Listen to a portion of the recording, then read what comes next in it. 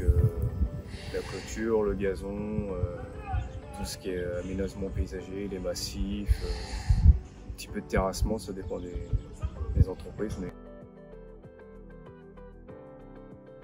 On met d'abord notre poteau du coup d'aplomb, on pose ensuite notre plaque sur un petit lit de béton quoi, qu'on insère dans le poteau, on la met de niveau de l'autre côté, et une fois qu'elle est de niveau on pose la grille dessus, ce qui nous permet déjà d'avoir une base quasiment juste quoi.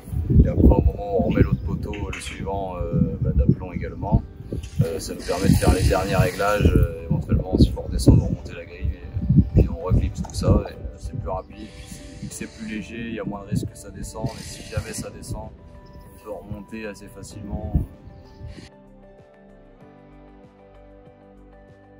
Bah une meuleuse quoi à l'occasion pour les coupes, mettre à niveau quoi. Ce qui prend le plus de temps, c'est ramener le béton, tout le reste qu'il y a à faire avant. La pose en elle-même, c'est très rapide. Ouais, une petite vingtaine suivant si on fait que poser, ou après souvent il faut aussi qu'on ramène, qu'on charge, ouais, qu'on aille chercher le béton, etc.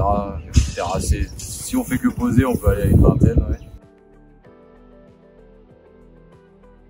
Non, sans aucune difficulté. La seule question qu'on se posait, mais ce serait la même avec les plaques de passement en béton, c'était comment on faisait les angles. Là, on a trouvé un système là, qui paraît bien fonctionner, quoi, qui nous évite de mettre de poteaux.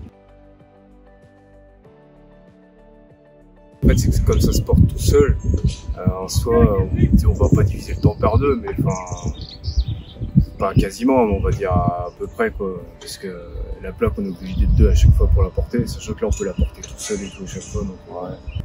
Mais pour le transport, c'est sûr qu'il y a un gain de temps qui est énorme, même pour la présentation des plaques. Là, on les a chargées dans le dumper, on les a descendues minutieusement, mais facilement.